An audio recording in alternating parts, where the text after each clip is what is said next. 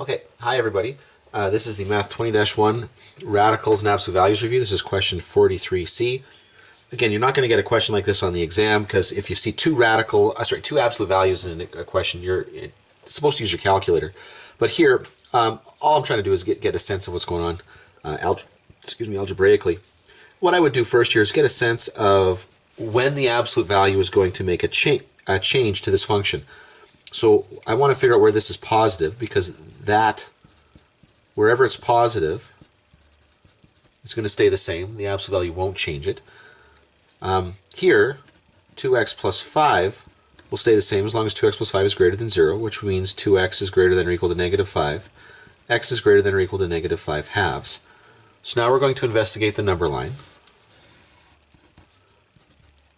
And I'm going to have negative 5 halves, positive 3 halves. And these two numbers here are divvying this number line up.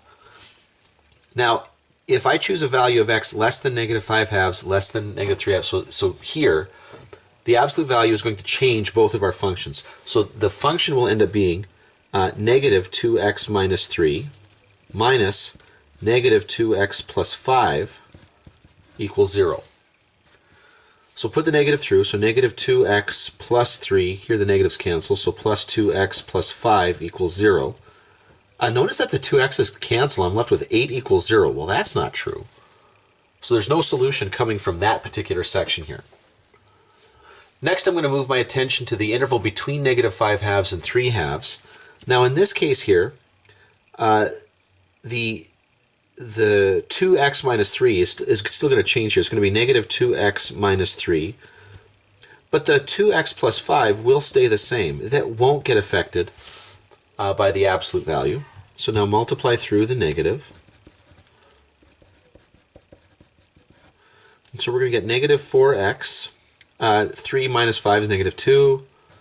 So x is going to equal, okay, we'll bring the 2 over so it becomes positive. Whoops, sorry, you can't see that. Positive 2 divided by negative 4, so negative 1/2.